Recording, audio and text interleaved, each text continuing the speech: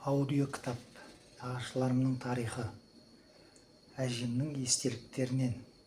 Әжем Ағайшаның аталары Жанту Қызылордада болыс болған, қажылыққа барған кісі екен. Руы арғын тінет. Жантудан Тұржан, Қали, Әли туады. Қали мен Әли қарапайым еңбек адамдары. Тұржан малының санын білмейтін керемет бай болған кісі екен.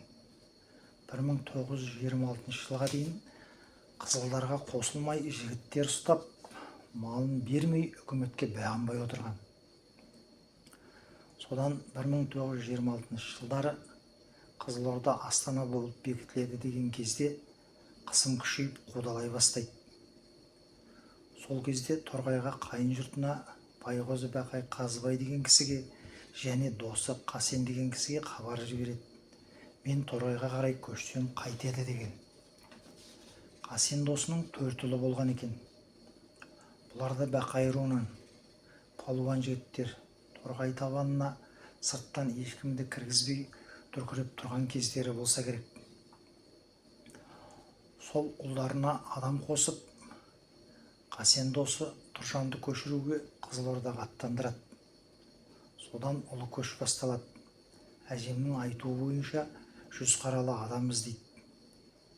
Ат арба, түйеге артқан қожын, арбаға жегілген өгіз, үйір жылқы, отар қой, ымырт үйірле Қызылордадан Торғайға шықтық.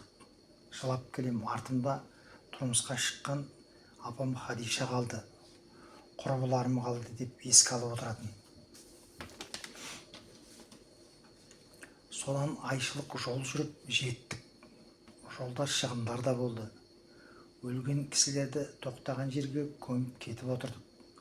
Қарақшылар шабуыл жасағанда киіздің астына тығып тастайтын деп еске алатын. Бұл кезде әжем Ағайша 13 жаста екен. Торғайға келгесін 1928 жылы інісі Көлмұрат, 1932 жылы сіңлісі Жәмила дүниеге келіпті.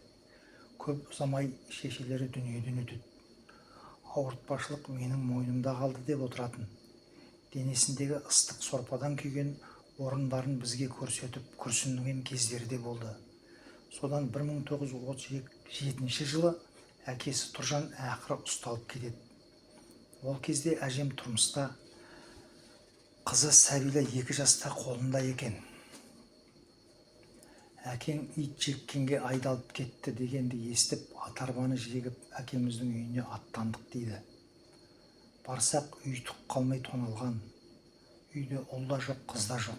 Ол Көлмұрат пен Жәмиланы айтып отыр. Сұрастыра кетсе, балаларды қызылдың қатындары алып кетті дегенді естиді.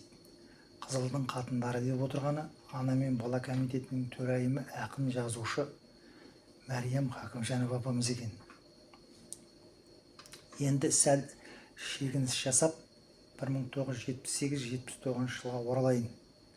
Жазайы Ақшығанақ ауылы. Қолыма жыртылып 10 шақты бет қалған жұлдыз журналы түсті.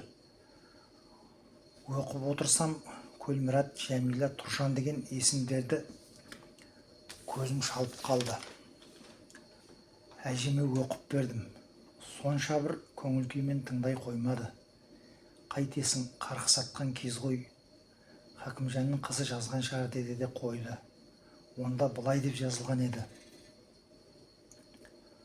Торғайда халық жауларының балалары қалды. Қостанайға балалар үйіне жинап алып келіңдер деген бұйрық келісіменен Торғайға аттандық. Тұржан байдың үйінен бастадық. 5-6 жасар қыз бала мен 8-9 жасар ұл бала есіктің артында тығылып, қатқан нанды кеміріп отыр екен. Бұл Көлмұрат пен Жәмила еді деп жазады Мәриям апамыз. Енді басындағы әңгімеге қайта оралайын. Әжем мен әкем ауылға келіп, болған жайды ағасы Қалиға баяндайды. Содан Қали Қостанайға балалар үйіне аттанады. Қостанайға келсе, Жәмиланы Орынбор балалар үйіне жіберген екен.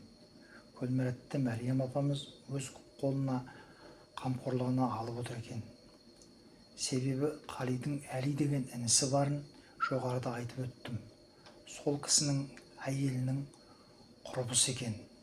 Түбі біреудің іздеп келерін біліп алып қалса керек. Сол жерден Қали Көлміратты алып кетеді. Бірақ Жантуып Көлмірат Тұржанұлы емес, Қалиев Көлмірат Қалиұлы болып жазылып шығады.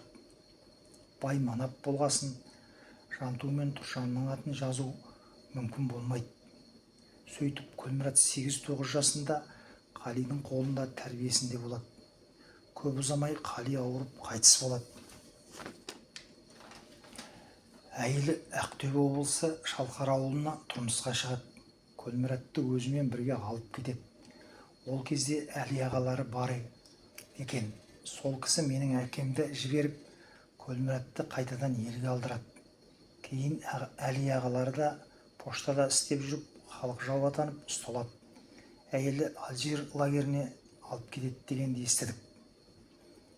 Содан Көлмірат апасы мен жездесі, яғни Ағайша мен Сұлтанханның қолында өседі. Көп ұзамай Сұлтанханға да кезек келіп, НКВД мазалай бастаған кезде Көлміратты қайтадан балалар үйіне алып кетеді. Әжем Тұржан әкесі туралы өте қатал кісі еді деп еске алып отыратын. Шешем жақсы кісі еді дейтін. Егер қателеспесем, аты Қазина болу керек. Ал нағашы жұрты Байғозы Бақай, Қазыбай деген кісілерді қара күш үйесі күрестен алдына жан салмайтын адамдар екен. Бертін келе көзімізде көрді. Бәти деген қызы бойы 2 метр кемпір болатын. Әйелдер түгіл ер адамдары мен күрескенде жеңетін деп аңыз қып айтып отыратын. Қазыбайдың ұрпақтары бар Қостанайда. Көлмірат көкемнің балалары қалай деп сұрап тұрады. Қарғалыда, Торғайда 1949 жылдары мұғалім болғанда үйінде жатып оқығанбыз деп естеріне жиі алады. Көлмірат нағашымның ұл қызы Астана Алматыда. Жәмила апамыздан кейін елге оралып, Орынбор педучилищесі мен медучилищесін бітіріп, Торғай совхоз деген жерде жұмыс істеп, сол жерде өмірден өтеді. Артында 3 қызы қалады. Хадиша апамыздан ұрпақ бар, Қызылорда жақта болу керек. Олар туралы толық мәлімет менде жоқ. Ертеде Торғайға келіп тұратын, кейін байланыс үзілді. Бұл менің әжемнің естелігінен қалып отырмын. Нағашыларым туралы білетін мәліметтерім осы. Тұрсын Сұлтанханұлы, 2026 жыл 13 сәуір, Алматы қаласы.